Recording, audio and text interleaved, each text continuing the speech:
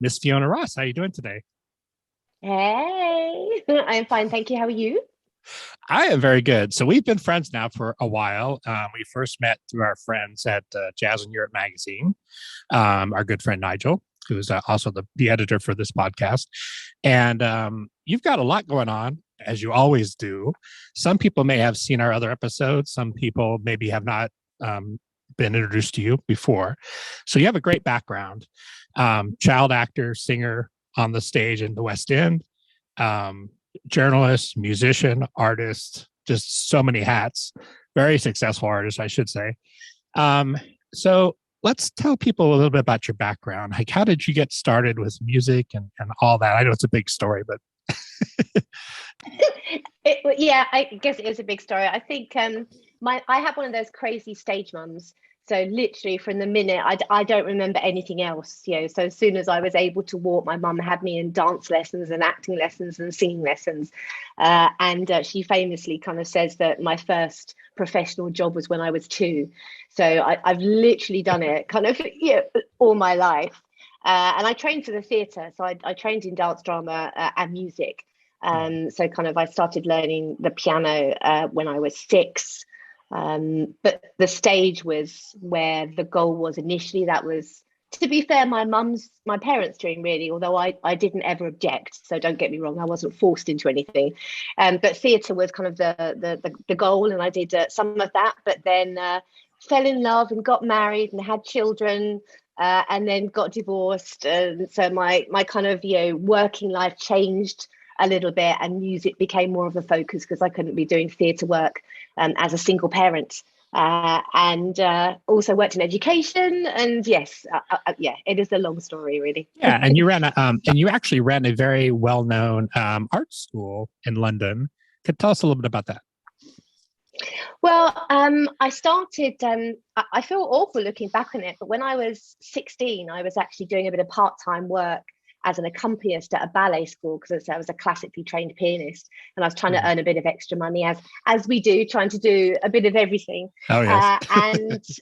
And I was asked to teach. I had some of the parents who said, "Oh, do you teach?" And I remember at the time thinking, "I'm 16. Of course I don't teach. That's just ridiculous." And I completely dismissed it. But then a few friends of mine said, "No, don't you make a little bit of money? Do a bit of piano lessons."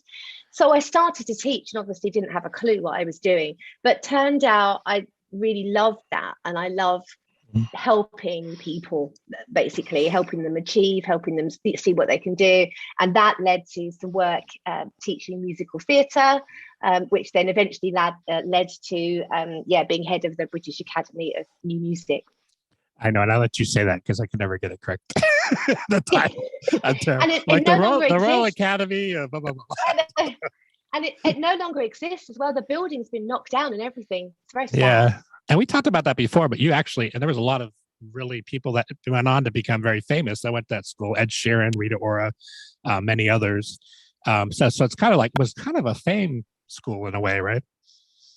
I think it in some ways, but it was a lot dirtier. I think, if you like, it was in East London, which is not a very wealthy area. These were students that didn't have support, so it was not fancy in any way, shape, or form. And the whole surroundings was very gritty, that kind of East London vibe. So it was amazing, but yes, it wasn't fancy in any way. Right. Yeah, it's great to have that experience. It's always nice to be around young artists, when they're just starting to, the lights are really turning on for them. And that's always exciting. And that's part of your mission, even through teaching, is also doing what you're doing now, which is women in jazz media. That kind of folds together with your journalism career and your music career. And I should say that you've been a very successful jazz artist. How many albums do you have out now?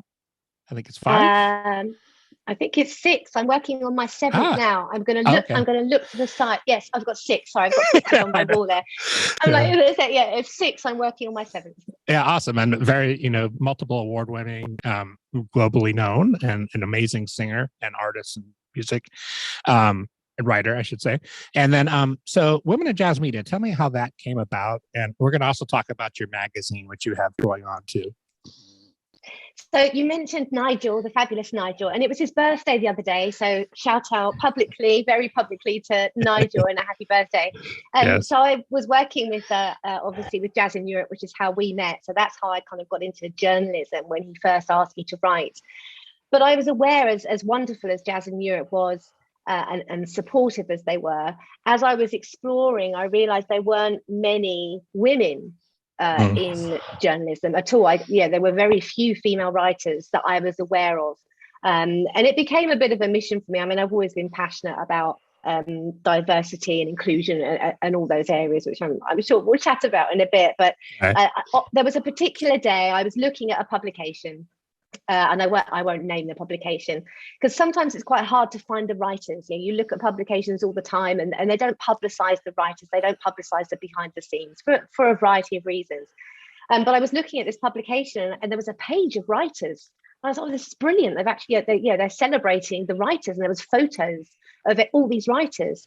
And there were 52. And I was like, my God, this is amazing. This is quite a prestigious magazine as well. I was like, this is brilliant. But then seconds after I was very excited that they were celebrating the writers, I realized that out of 52, because I did count, there was only 2 women in that list, in these photos, and everyone was white. Yeah, which is a bit odd, especially with jazz, because you think of it as being very diverse, right? well, this is the thing of all the different genres. Jazz, really. So, and the thing is, I'm aware of this and have been aware of this for many, many years. But on this particular day, I just had enough. I was like, no, I just can't take it anymore. What can I do? Where are the women? How can we do something? And at the time, I just thought, I'm just going to start a Facebook page. I thought I'll start a Facebook group. And see if I can, get in touch with some other women, and perhaps we can chat, a little community. And it was really as simple as that. And I was setting up the Facebook page, and it was straight after seeing this page. And I thought, well, what am I going to call it? It's Women in Jazz, but there's lots of different amazing groups that are called Women in Jazz. But this is a different thing. This is about the writing. It was very specifically about the journalism side of things. So I just thought, okay, well, media. It kind of comes under the heading of media. So but there was no kind of deep thought into this. It was literally that. Oftentimes the obvious thing is the right path, right? Yeah, I mean, it was, there was no deep thought into it at all.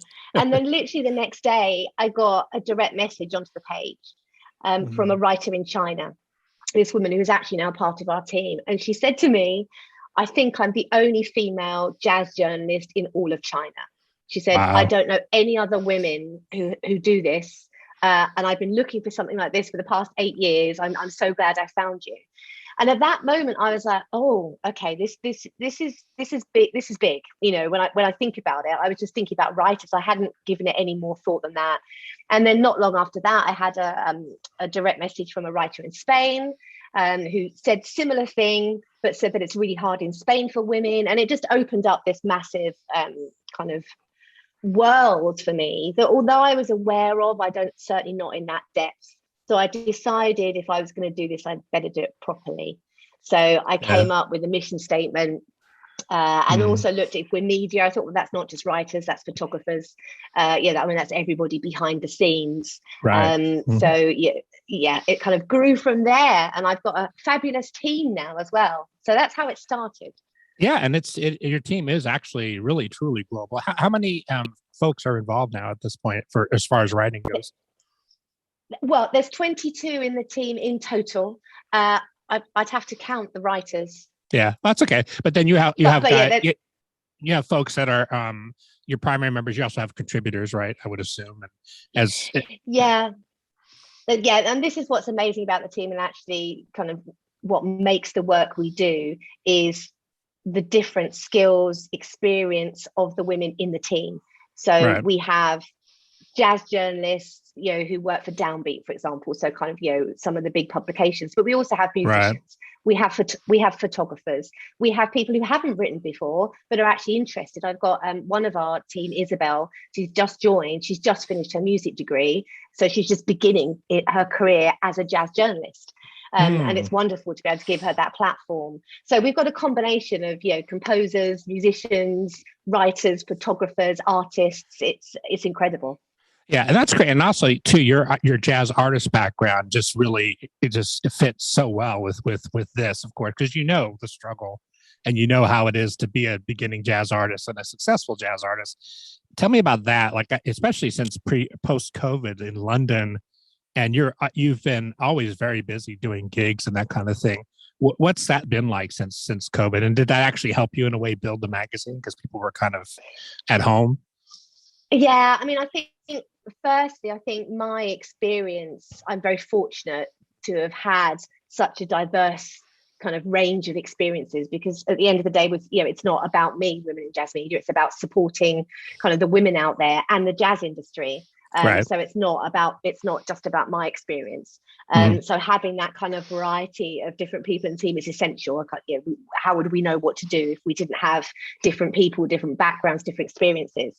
Right. But COVID, yeah, I think, to be honest, if if it hadn't been in lockdown, then maybe I wouldn't have done it at that time. I mean, to be honest, Mhm. I'm sure it would have happened at some point, but obviously I was at home all the time. So I Right. wasn't going out. There was no live music, and people were suffering.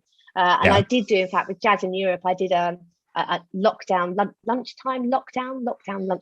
I did an interview series for people in lockdown to try and kind of share their experience and the good things and the bad things. So I was very passionate about trying to support people during that time because, Hmm. well, and of course it was global. It was awful, and I think for musicians, irrelevant of gender, it was a time when some people, we wondered who we were, if we, as a performer, if Right. we're not performing, who are we? And I think a lot of people were having those questions. So that self-identity, and also money, not earning money. So it was a very challenging time. But I also think that there's a huge amount of positives that came out of it, certainly for me. I mean, my life is genuinely better since lockdown for many different reasons. Right. So yes, I think because of that time. Yeah, those things make you reevaluate. I mean, that's actually the reason why I started this podcast, because I was sitting at home here in Las Vegas going, okay, now what? And of course, you don't know how long that's going to happen. So, Yeah. yeah, it's but it's never been easy being a musician or a journalist for that matter. It's always been a challenge, and I think definitely the personality has to be somebody that's willing to kind of be a go getter and get out there and make stuff happen. Right? That's part of the getting Yeah. interviews and all that. Yeah, and I think that's a key driving force for me is the creative industries, and irrelevant, what role you have. It's really hard. It's really hard. And I say, bringing my own experience to that from when I was younger, I remember the auditions, and again, from a theatre point of view, but you walk into a room, you kind of sing your heart out, and then you just get next. You get no feedback. You get no kind of, oh, that was lovely. But I mean, Right. very harsh, that world. And that's something that I've grown up with. So I'm quite resilient, which is all fair enough. But firstly, not everyone's that resilient. But also, I'm not sure that you have to be kind of put up with some of the things that are out there, So I think, Right. with women in jazz media, it's very much about, yes, it's a hard industry. Yes, there's going to be challenges. But what can we actually do to support and make it, even if it's a tiny bit easier, then Mhm. there must be something that we can do. Yeah, and it's nice to build that sisterhood, right? Where you have support, you can support each other. If somebody has a question, they don't feel like that, kind of stupid for asking. You create that safe environment where they can grow as journalists, right? That's the safe environment thing is huge. And I think quite often people say to me, that how do I do it? How do I get the energy? How do I get inspired? Well, it's the people I work with. That's what inspires me, not Right. just the women in the team. Every day, something will happen. I will talk to someone, I'll listen to some music, I'll see someone, the sense of community, and men too. And I think that's the Mhm. thing with women in jazz media. We're looking at those inequalities and where there is a gender imbalance, because historically in jazz, women have never been, welcomed initially. I mean, there's famous articles in the 30s where there were questions about, do women belong in jazz? And the answer was apparently no. So, Yeah, tell that to Billie Holiday. I know, right? And so, and there's a whole history of I women know. not Yeah. being welcomed. Yeah. So, I cannot stress the importance of having, that safe environment, Mm. just as you say, to chat. And quite often, and we have these we call it ladies that do so much more than lunch, and we have these Zoom meetings that we try and do once a month. And it's just an open forum. It's an open forum to say, do you know what, I can't get any gigs, or I've been trying this venue, no one's getting back to me, or I want to get some radio play. Does anyone have any kind of radio stations that they can suggest? Or, no one's writing at me. I've sent my album off, no one's reviewing me. Or even just, I'm knackered, I'm really tired. But it's just having that space to actually have those conversations. Everyone, I say, regardless of gender, to be fair, everyone needs that. Yeah, and you can learn something from everybody. I mean, everybody, even the beginning person, they may have some really cool idea, and you're like, I didn't even think about that. But because they're new, they don't really have the boundaries that you kind of grow into as you get older. Become a jaded journalist, I guess. I don't know. So putting together the magazine, that is a big job. So are you actually the editor, or how is that set up? What's the mechanics of that? Yeah, well, and me now. I kind of, I very rarely say no to things, and if it's something I don't know how to do, that same problem. I know. I'm quite happy to give it a go. And it was International Women's Day, not this year, but last year, and I think we've been going about 6 months. And initially, I was speaking to a publication about doing a partnership on International Women's Day. So they would create the magazine and we would provide the content. So, and then it kind of, that fell apart for a variety of different reasons, nothing dodgy or anything. It just kind of didn't happen. But it didn't happen really a short amount of time before International Women's Day.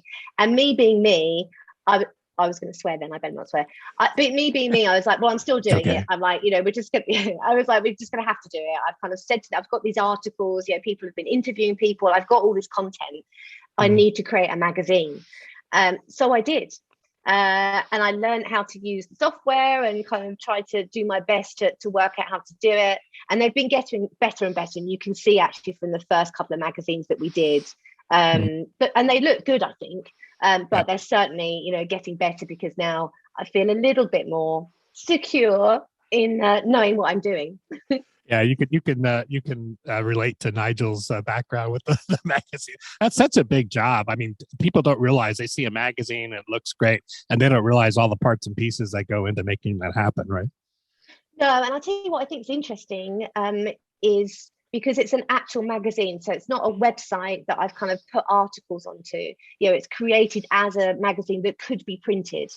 So I create this massive document, and then I upload it onto a special magazine site. And, so quite often, the proofreading is essential, because there's always something. And if it was just an online, so like Jazz in Europe, for example, if there's an error, you can quickly go in there and change it. Exactly. But for me, for the magazine, no. It's a whole different thing. Right. Yeah. So, and I have to quite often stress that the proofreading, just get people to, because you become word blind. You look at this document, for so long. So the proofreading for me is essential. And there's always something wrong. It's actually funny. Our friend Nigel, he was a senior editor for Jazz in Europe Plus. I think I said that, but it was funny because he had contacted me, kind of like he did with you, and he said, "Hey, he actually had seen our interview when I was in London, our live stream." And he's like, "Hey, I want you to write for Jazz in Europe magazine." And I'm like, "I'm really not a writer. I like doing interviews, of course, but I said, so I need a really good editor." And he's like, "I don't mind doing it." I'm like, "Well, you're a brave soul." Because the writing, the physical, actually mechanical part of writing it is a different thing. Like you said, the proofreading and making sure grammar is all online or on point, and making that all make sense is a bit of a challenge. Well, it is, and I love that challenge, because what I find particularly interesting, and I think is part of what we're about with Women in Jazz Media, is different people's voices. As I say, I know that you're interviewing me about Women in Jazz Media, and quite often my name is kind of out there, but it's about everybody's voice and the diversity of those voices and the different types of voices.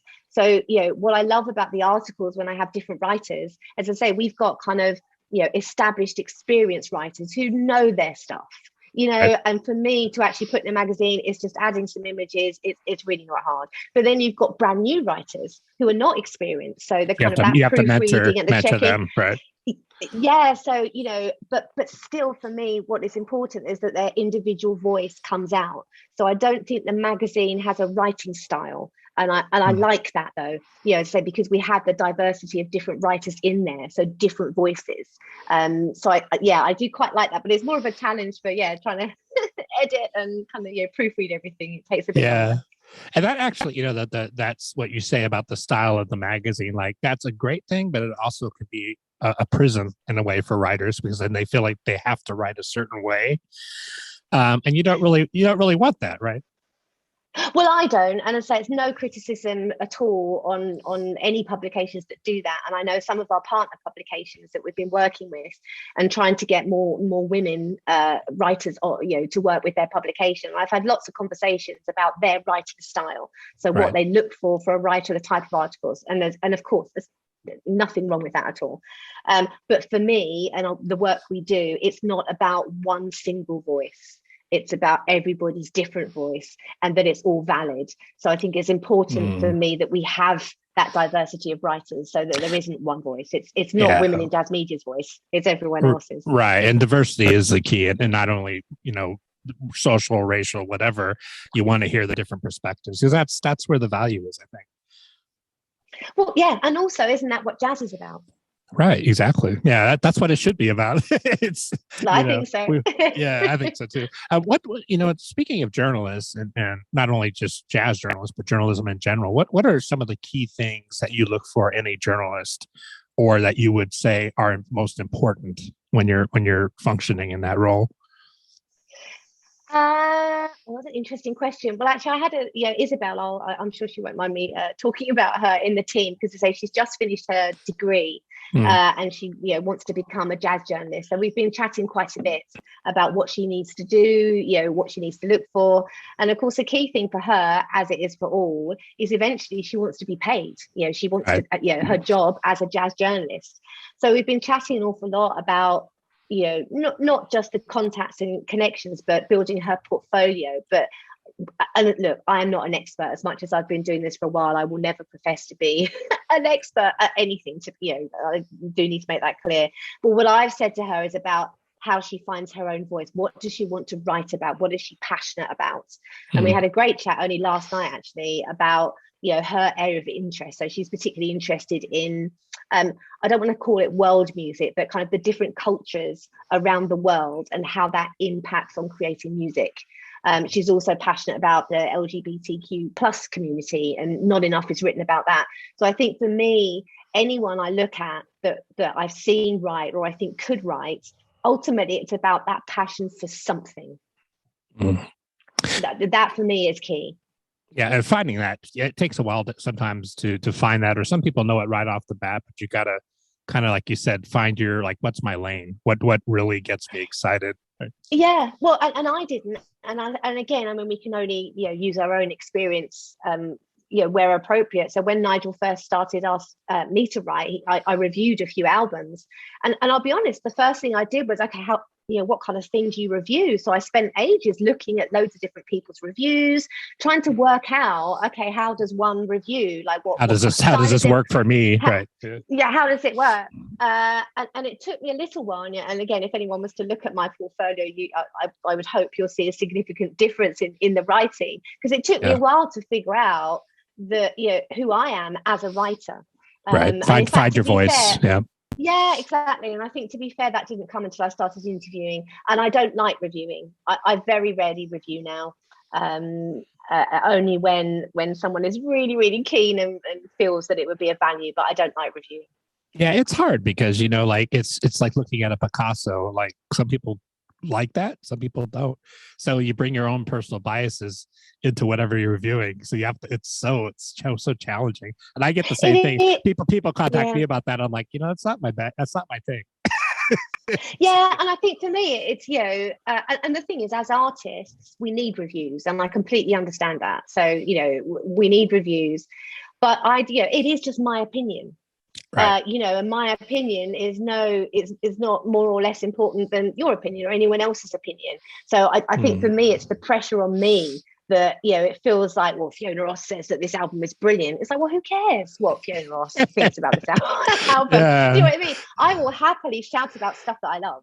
I will happily do that with or without a review. And you know what's funny about that too is I've listened to albums and then I came back 10 years later, 5 years later. I'm like, oh, actually, I really like that. It's just your happens to be your perspective at the moment. But it is true. Yeah, People need that. That's a currency of what we do. That people want the reviews. They want that. That's part of the deal, I guess. But they do, and I fully appreciate that. And again, that's a lot of the work that we do in Women in Jazz Media is that women get in touch with us because they need reviews, they need articles, they need press. And in fact, there was, and again, I won't say who, because that's the key thing about what we do in Women in Jazz Media. We don't name names, all that behind the scenes stuff. We have those hard conversations and things happen, but we don't kind of name and shame ever. That's not what we do. yeah, and you just really want to build upon what's there and create some new pathways for young writers and journalists. Yeah, that's I mean, and we need more of that because I get as a photographer, which is one of my 10 jobs. I get those questions a lot, and like, how do I get into this? How do I get into that? My key thing I always say is people have to hear you and see you before they can hire you. So your most important job as a journalist, as a creative, is get your work out there so people can discover you. That's the key thing. Absolutely. Yeah, and I think that's probably one of the most important things that we do is just sharing women. And so there was a programmer for a very well-known venue who I was talking to, and his first question is, have they got a review? That was right. that was his kind of point was like, well, show me a review. So I know that reviews are really, really important. So we do those where possible. But I don't like it. Yeah, I know. It's the artist in us. It's hard to judge other artists. I never like doing that. We call it, what was it? The jazz jury, right? That was our other thing we talked the jazz about. police. Yeah, the jazz police. Yeah. Yeah. Yeah. And the thing is, and this is where I think I try and find that balance of me as a musician and as a composer, as an artist myself. I don't want to critically analyze anything. In many respects, I just want to play. I just want to feel it. I just want to, that go with the flow thing that I talk about a lot. So when I'm reviewing, sometimes I just want to go, I love this, or this is amazing, or I love that group, or that, obviously you can't, that's not a review. So I sometimes don't like being forced in that position of kind of, writing more than I just want to go, this is amazing. Right. I hear you. How can people that are journalists they want to find the magazine to begin with, but how can they reach you and what's the pathway for that? Well, we're on all over social medias, but our website is womeninjazzmedia.com, and there's loads of different email addresses on there because we have a playlist that we release every month. We have gig opportunities, so or just any conversation. But yes, womeninjazzmedia.com is our website, or we're on all social media. Awesome. And then when is your next album? When are you looking to have that released? It's funny you should say that because I'm in the studio tomorrow night and I was thinking about this and I don't know why, and this is, as my son would say, classic mum, where I decide to do something with no reason whatsoever, but I set myself a target and a deadline. And then I kind of work hard to meet this deadline, but no one's made me. And I was going to get this album out this year. So I was looking at it thinking, oh God, I haven't got, it's nearly September. I haven't got very long. Because I tend to release an album. Well, I have released an album every year. Right. And I don't know why. It's a big undertaking. And I don't know why I do that. But in my head, I'm like, I've got to get this out. But I've already done an album this year. So literally today I was thinking, hang on, actually, I don't need to rush it. So it'll come out next year, basically, probably March, April. Yeah, because you're very busy. It's like me. You have 10 jobs. you have a lot going on. You know what, I do, and I fail a lot. And I think my music is the one thing that has suffered with all the work that I've done. And I tried a different tactic with this album, which hasn't worked. So I've changed direction now because I thought rather than the whole album as a massive project, and normally it's kind of, 2 months of after I've written everything, studio, I thought, well, this time, because I haven't got time, I'll do it bit by bit. So maybe I'll do 3 songs. So I'll write 2 or 3 songs, then I'll record them, do it bit by bit. But then what happened is I recorded some stuff ages ago and then stopped. So I was like, no, okay, this is not going to work bit by bit. So I'm fully on it. And I think I've got 9 songs written. I've got a few more to write. And so we're in the Awesome. studio again tomorrow. So I'm very Yeah. excited. Yeah, and you have an amazing band, some really a very diverse band, I should say too, and do it's just like you guys are just great live. I love watching you when I come to London.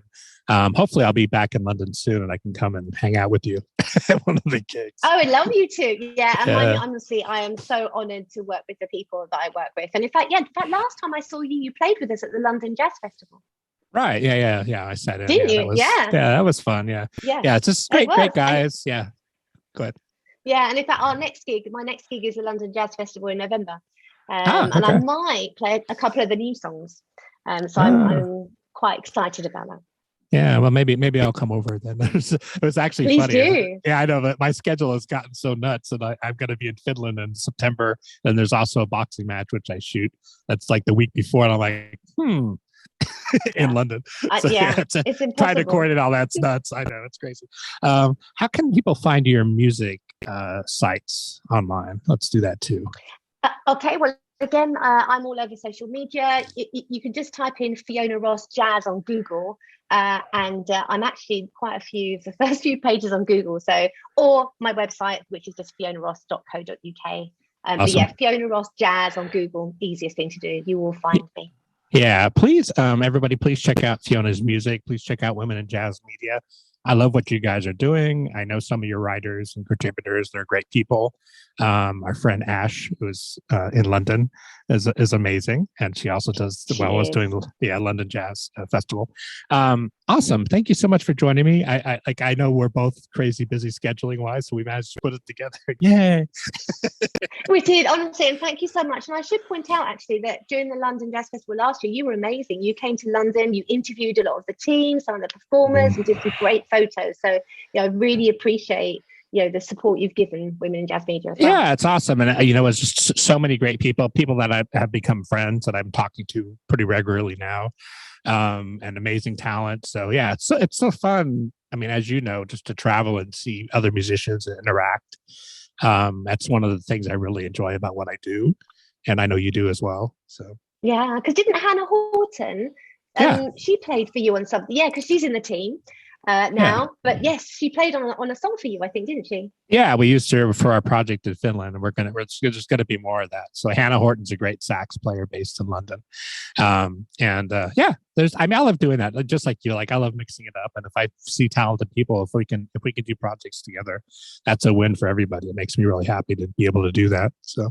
Yeah. Oh no, and Hannah's amazing. And I should say, because I'm pointing out Hannah, everyone in the team is amazing. That's true. I agree with that. Hey, awesome. Have a great day. Let's stay in touch, and maybe we'll do another update in a few months. And I know you always have new things coming up, so maybe when the new album comes up too, we can chat again. Lovely. Honestly, thank you so much, and thank you for all you do and your support. Well, likewise. Thank you, everybody, for joining us. Please check out the podcasts on all podcast outlets: Apple Podcasts, iHeartRadio, Spotify, all the usuals, and like and follow us. We appreciate it. Thanks so much, Fiona. Thank you.